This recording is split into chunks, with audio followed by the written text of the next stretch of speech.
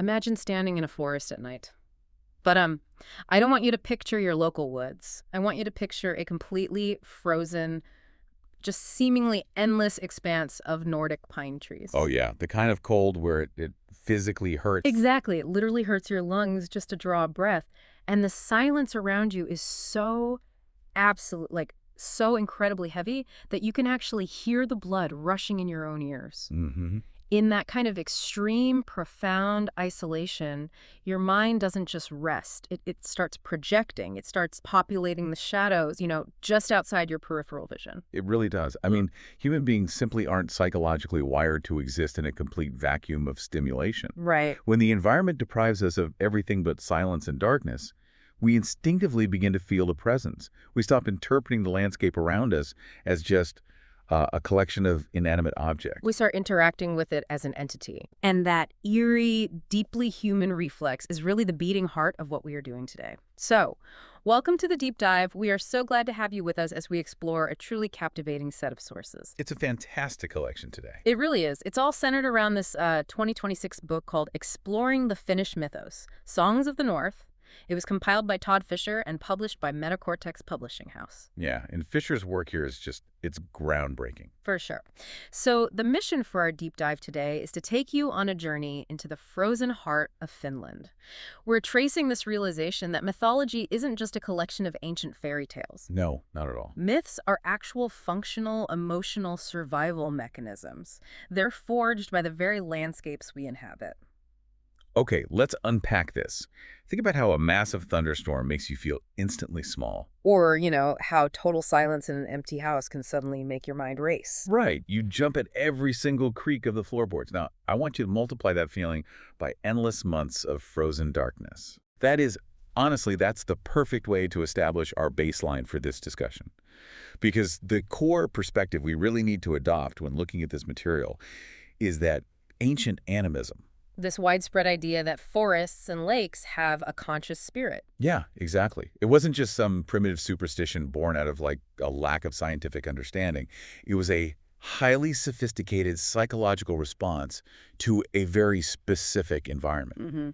In the harsh Finnish north, nature was an overwhelming conscious authority. It wasn't just a scenic backdrop for human activity the way we treat nature today. It was the main character in their reality. Right. And to really understand the mindset of the people who created these myths, we have to understand the physical reality of the land that birthed them. You really do. The geography is everything. If you look at the journey described in the source material, moving away from a modern hub like Helsinki and just heading deep into the north, the transition is staggering. It's like stepping into another world. It really is. The city fades away, and it is replaced by just this ocean of forests, thousands of frozen lakes, and that crushing silence we just talked about. And we're talking about a place where, in the dead of winter, the days are so incredibly short. Yeah, total darkness arrives in the early afternoon. Which doesn't just change your schedule, It distorts your entire perception of time. It forces this really intense, just inescapable introspection. Completely. The sheer scale of that geographical isolation is really the foundation of everything we're going to discuss today. Think about living in a modern city today. The big constant noise. The noise, the artificial light, the infrastructure, it all colludes to create this comforting illusion that humanity is in charge. We throw a switch and the darkness retreats. Exactly. We turn a dial and the cold is banished. Yeah. But for the ancient Finnic peoples living in these scattered, isolated settlements, they were totally vulnerable to brutal winters. Winters that could freeze the unprepared to death in a matter of hours. Right. So the environment was the ultimate, undeniable authority.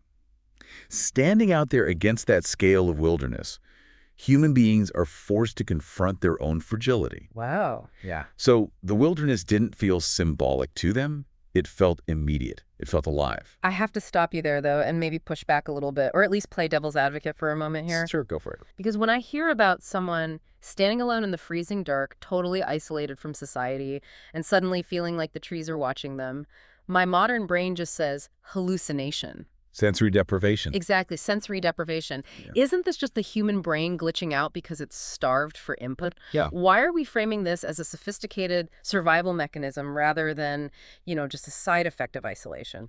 That is a very fair challenge, and it's actually a distinction the source material spends a lot of time unpacking. It's super easy to dismiss it as a glitch, but think about the functional output of that mindset. Okay. If you are walking through a highly dangerous, unpredictable forest, and you treat that forest as a conscious spirit that is actively watching you, how do you behave? Oh, well, I suppose I'd be incredibly careful. Right. I wouldn't make unnecessary noise. I'd watch my step. Exactly. It automatically enforces cautious, respectful behavior. You don't shout, you don't act recklessly, you tread lightly and remain hypervigilant. Oh. So, by treating the environment as an entity that requires respect, you are adopting a behavior that literally keeps you alive. It isn't the glitch. It is a vital survival protocol disguised as a spiritual belief. The mind personifies the threat so that you treat the threat with the gravity it demands. Perfectly said, yes. That honestly reframes the whole concept for me. The myth is actually a behavioral tool. But that brings us to a really fascinating pivot. If the environment is this overwhelming, conscious, and often hostile force, Right. how on earth do human beings fight back or negotiate with it? You can't swing a sword at a blizzard. You can't send an army to fight the winter. You really can't. So, in ancient Finland, they didn't use weapons to exert control over the chaos. They used words. And this leads us directly into the Kalevala, right? Yes, Finland's national epic. Which was compiled in the 19th century by Elias Lönnrot from these ancient oral traditions. There are these vivid descriptions in our sources of the Titeja, the knowers or the healers of the community. And Fischer's account of listening to an old man sing these rune songs by a fire is just incredible. It is, because in these myths, singing is not a form of entertainment around the fire. Singing is magic. And we really have to define what magic means in this context. It is entirely rooted in knowledge and categorization. In the Finnish Mythos, the core belief is that if you know the origin of a thing... If you know its true name, its history. Yeah, exactly. If you know where it came from, you hold power over it. It doesn't matter if that thing is a physical illness, a curse, or a winter storm.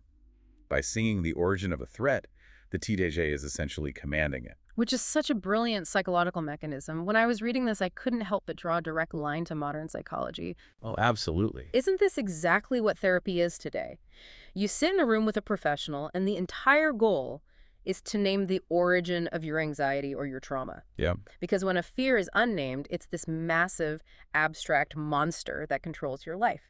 But the moment you find the vocabulary for it, the moment you articulate its origin, it shrinks.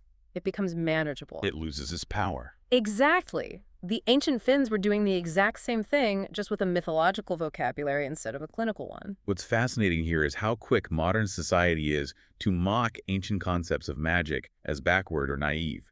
Yet, if you take a step back and look at our world today, we are completely, undeniably manipulated by words on a daily basis. Oh, totally. Advertising, political rhetoric. Media narratives. These are all industries built on using carefully constructed language to alter our perception of reality, to shape our desires, and to direct our fears. Words possess measurable force. They change behavior. The ancient Finns just acknowledged this symbolic influence openly and built their entire defensive mythology around it. They understood that language is how humans organize chaos. And because this specific chaotic environment demanded very specific survival traits, the heroes of the Finnish mythos end up looking radically different from what we are used to in Western mythology. Very different. We don't see conquering gods of war like Ares or thunder gods smashing things with hammers like Thor. Instead, we see figures like Vainamoinen. The eternal singer. Yes, the old wise man. He doesn't resolve conflicts by physically destroying his enemies. He resolves them with his wisdom.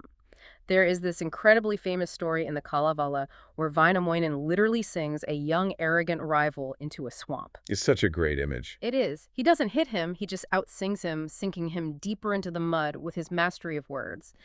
Vainamoinen represents survival through memory and understanding. It makes perfect sense when you consider the stakes of their reality. In a harsh climate, brute strength is actually a liability if it isn't paired with experience. Oh, that's an interesting way to look at it. Think about it. A strong young man who makes a single reckless decision in the dead of winter can doom an entire village by wasting resources or getting lost. Wow, yeah. Wisdom, memory, and caution are prized far above physical power.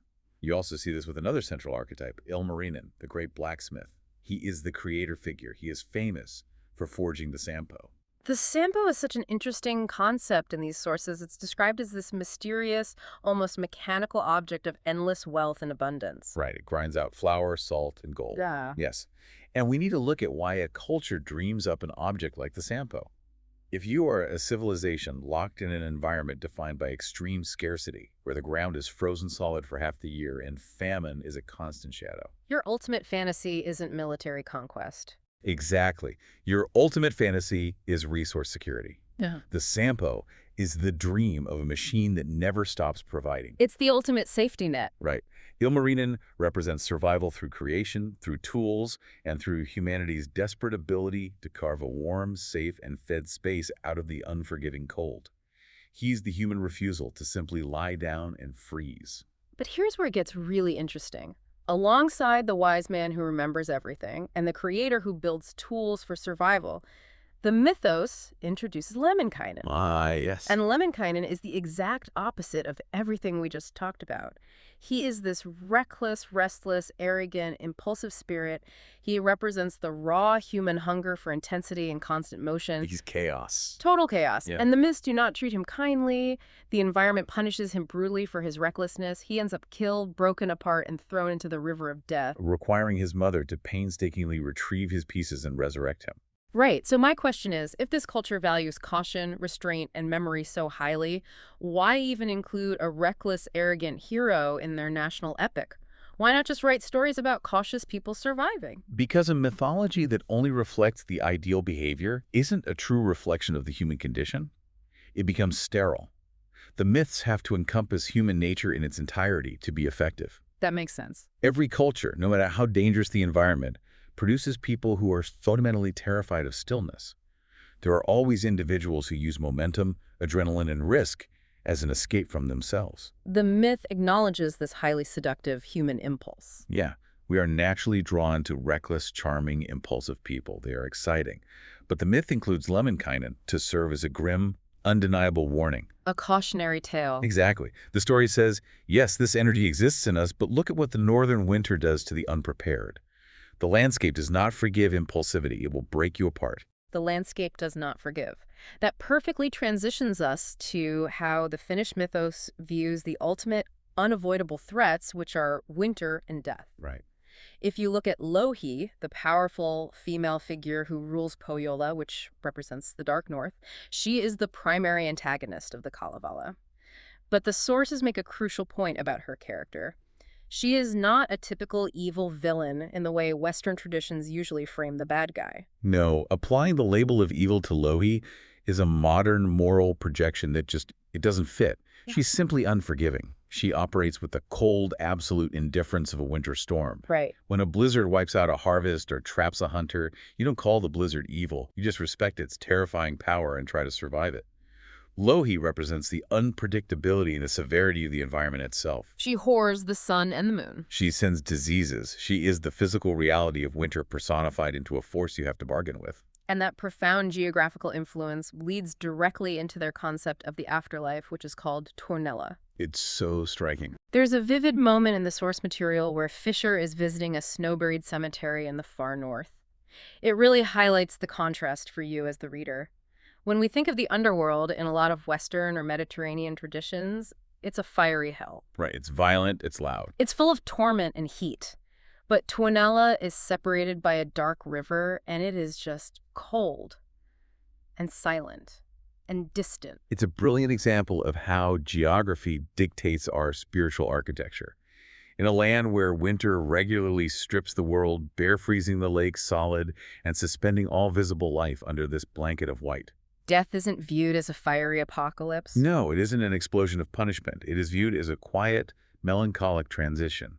It is simply an extension of the landscape's immense, inescapable stillness. In the ancient Finnish mindset, the dead don't burn, they just drift further away into the silence. It's a hauntingly beautiful way to look at mortality. But, it wasn't just the abstract concepts of winter and death that these people had to fear. Not at all. They had to navigate very real physical breathing dangers lurking in those endless woods on a daily basis. The sources recount this fascinating dynamic with the local wildlife, specifically the bear. Oh, the bear rituals are incredible. There's an account of Fischer spending time with his guide, Juhani, and Juhani completely completely avoided saying the word bear while they were in the forest. Instead, he used these elaborate, respectful euphemisms. Like the old one. Yeah, or the forest king, or the honey paw. And historically, hunters performed these incredibly elaborate rituals to apologize to the bear and honor its spirit after a successful hunt. Which, again, stems directly from recognizing the environment as a conscious authority. A bear isn't just an animal in that context. It is a peer. Right. It is a dominant force that can kill a human just as easily as a human can kill it. The bear served as a living mirror for humanity's relationship with nature. By avoiding its true name, they were avoiding summoning it. It goes back to the magic of words we discussed earlier. Let me bring in a modern analogy to ground this. Think about walking alone to your car in a dark, empty parking garage late at night. Oh yeah, that feeling. You hear a sound echoing off the concrete, and immediately your heart rate spikes. You become hyper-aware of every shadow. You start scanning for a threat. Fischer describes a very similar feeling in the book. When he's at the cabin. Yes, he's staying entirely alone in this isolated hunter's cabin. He steps outside into the freezing night, surrounded by absolute silence, and suddenly he hears a single branch snap in the dead of the woods. Terrifying. He writes about how instantly his primal instincts flared up. He felt, on a visceral level, like the forest itself was watching him. If we connect this to the bigger picture, treating the bear or the forest as a conscious spiritual peer wasn't just primitive ignorance. It was a vital psychological mechanism for coping with violence. What do you mean by that? Well, when a hunter takes the life of an animal that is essentially a spiritual equal, the rituals, the feasts, and the apologies, they are a way to process the heavy emotional burden of taking a life just to survive. It prevents the hunter from becoming callous. Exactly. If you believe the forest is watching you and the bear is a respected king, you never take more than you need. You maintain the deep, necessary respect required to keep the ecosystem and yourself in balance. It's incredible how tightly woven it all is. The geography demands specific behaviors, the psychology creates myths to enforce those behaviors, and the myths literally keep the people alive. It's a perfect feedback loop. But history never sits still. What happens when a new religion arrives to pave over all of this? We know that Christianity eventually swept through Finland and replaced the old pagan systems. Yes, layer by layer. But there's a moment in the sources where a local church caretaker delivers this incredibly profound quote. He says, "People change religion faster than they change feeling." That is a stunning observation, and it perfectly encapsulates the long, slow, layered process of Christianization in the North. The theological architecture changed, certainly. Right, the official structures? Yeah, the old gods might have retreated from official worship. Churches were built over the sacred groves, and Christian hymns replaced the ancient rune songs. But the emotional habits those old gods represented, those survived intact. Because the landscape didn't convert? Precisely. The forests didn't change, the darkness didn't change, the winter didn't change. And therefore the deep-seated psychological reflexes of the people couldn't change either. You can still see the echoes of it today. The sources note how modern Finns might not pray to the forest spirits, but they will still quietly leave food offerings out at certain times of the year. Or avoid certain places. Yeah, they will specifically avoid walking in certain forests after dark, not out of a fear of wolves, but out of an inherited sense of boundary. They maintain this intense, almost spiritual reverence for silence and conversation. It's fascinating. And honestly, we all do this to some degree. You, listening to this right now, carry the emotional reflexes of your ancestors. Even if you have completely forgotten the names of the gods they once prayed to, or the specific dangers they faced. Those survival mechanisms are still echoing in your nervous system. Exactly. The old beliefs survive in the folklore, in the atmosphere of a culture, and in our unconscious reactions to the unknown. The ancient worldview wasn't completely erased by modernity. It was simply absorbed into the modern identity. The myths became a quiet undercurrent. So what does this all mean? When you pull back and look at all of these sources together, the core insight is just brilliantly clear. Mythology isn't just a collection of fantasy stories designed to entertain children around a fire. Or primitive attempts at science. Right. It is a civilization's emotional survival guide. The ancient Finns didn't sing out into the frozen darkness because they were naive. They sang into the darkness to categorize their fears. To tame them. They personified the winter to create enough meaning and enough psychological warmth to literally survive the cold. It was their essential method of organizing chaos. By giving the wilderness a face and giving their fears a name, they built a mental framework that allowed them to endure an environment that was otherwise too vast, too powerful, and too indifferent to comprehend. Which leaves us with this final, truly provocative thought.